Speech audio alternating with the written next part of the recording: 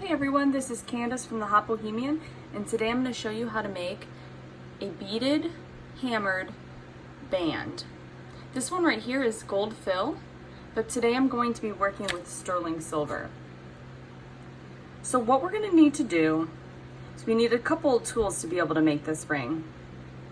And since once we hammer metal, it actually stretches out, what I'm going to do is before I measure it beforehand, I'm going to hammer the metal so I know that I'm going to get an exact size that I'm looking for. So what I'm going to use to hammer is what's called a planishing hammer. This also came from Rio Grande, and it's the Maker Series by Frets and a size 1. So as you can see, it is I believe it's stainless steel, and it's not going to mar your metal up. So you could probably use a regular hammer, but just to be safe, I'm going to use this so my metal doesn't get scratched. And then what I'm going to do is pull over my bench block and take my wire, and approximately, I'm going to make this ring a size 7, so I know it's going to be 60 millimeters. So approximate, I'm going to hammer from about this point to the end. And so what I'm going to do is I'm going to take this hammer and I'm just going to hammer this side. I'm going to flip the metal and hammer the other side so I get that texture on both.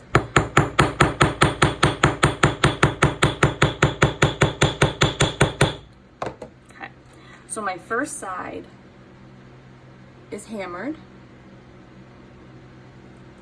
So I'm going to flip it, kind of mark where I started. And then I'm just going to give it a nice hammer on this side.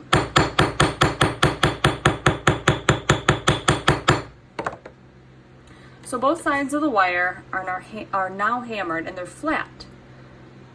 It's going to give it a better shine. I like this look. I mean, you can make a ring without hammering, but I like the way it looks when it is hammered. And so then I'm going to cut my metal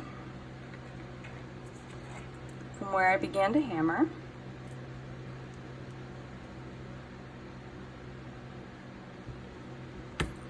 Okay, so I have my piece of wire. I'm going to double check the measurements. We want it to be 60 millimeters if I'm making a size 7 ring, and you can refer to a ring sizing chart. Basically what you need to do is take the inside diameter of the ring size and then add the thickness gauge of the metal and then times it by pi. So that's how you get the length of the ring that you're looking for. All right, so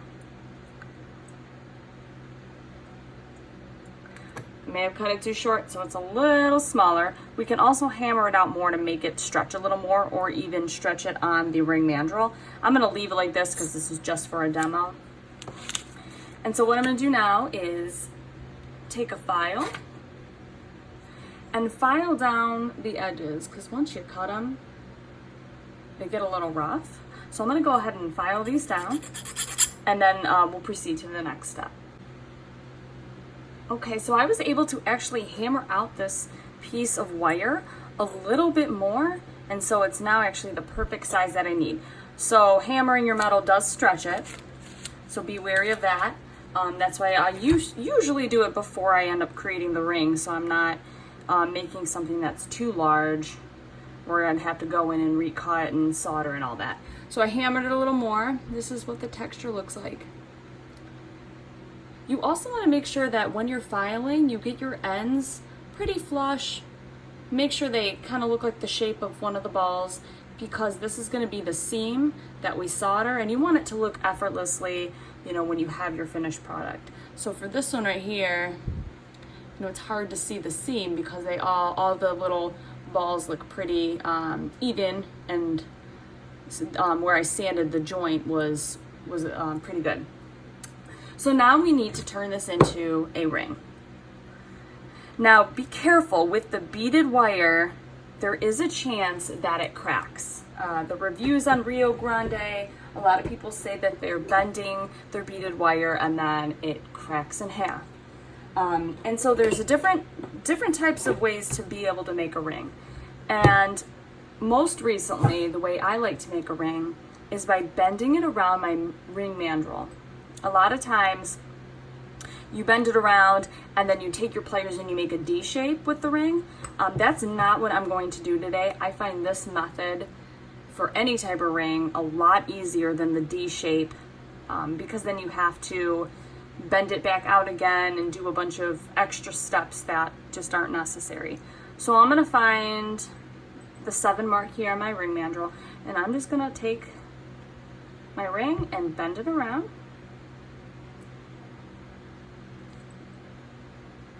The metal is definitely hardened up right now. It's a lot harder to bend since we've been hammering.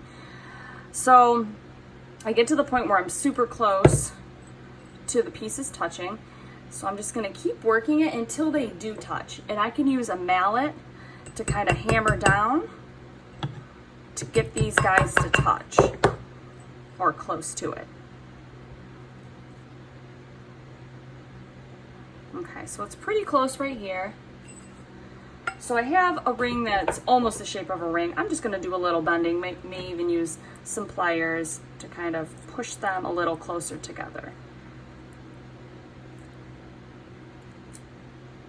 Okay, so it's more of a shape of a ring instead of that D shape that a lot of, when silversmiths first start off, they learn the D shape. So here we go. I got it to connect right here, so that's gonna be my joint. What I'm gonna do next is prep this for solder. So I'm going to completely cover it with flux, and I'm gonna cut a piece of solder, and then I'm gonna go ahead and heat it up so the solder flows. So the next part here, I will have it prepped with the solder on it, and then I'll get it ready to fire. So this is the ring directly after soldering and then quenching it in water. And as you can see, it's rather hard to see the joint, which is what you want. You don't want to be able to see that solder joint. So what I would do now is, before you even pickle, or even after, it doesn't matter, it just depends on how you prefer. You can put your ring on your ring mandrel, and then just go ahead and just pound it into the shape of a round ring. When I formed it before on the mandrel, it wasn't perfectly round. So now we're just gonna go ahead and tap it until it is a straight ring, nice and circular. We can check the size. It's kind of hard to read this one, but it's actually right on 7, which is perfect. That is exactly what I wanted. Also, if your ring is a little wonky, maybe not fully sit straight, you can take your bench block, set your ring down, give it a couple good hits. That should bring it back to being a perfectly straight ring, so it sits flat, so it's not all wavy. Right, and so now what we would do is pickle this ring, and then you can throw it in the tumbler to make it really nice and shiny, or you can use a pro polishing cloth or any type of sunshine cloth that you have to make it a nice, great finish on this ring. So I hope you enjoyed this tutorial. I hope this helped you in your silversmithing endeavors. And if you enjoy watching silversmithing videos and different techniques, you can subscribe to my channel. If you have any questions, list them in the comments below. Thank you. So I have my ring here all set up with flux, and I also put some flux on my solder. So I have been silversmithing for probably about a year now, and I have learned several tricks along the way. I used to place my solder right on top of the joint, but let me see if I can zoom in here. I'm actually putting my solder right alongside the joint here. And so that's, even if you put it on the solder block, as long as it's touching this metal, it's gonna flow right into where you need into the joint. So this is a smaller project, and I'm using medium solder. So I'm going to be using a small micro torch. So I'm gonna go ahead and just light this up. It's gonna probably take 30 seconds to a minute to get this to flow.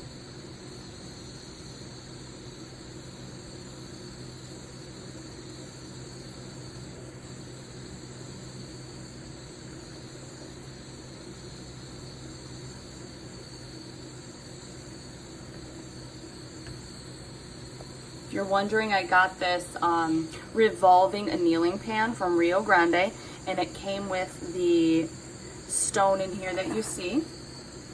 This is just a pumice stone for about $50. All right, so as you can see, the solder flowed, and I'm ready to take the ring and quench it in water. And we will do that now, and I will proceed to the next step after.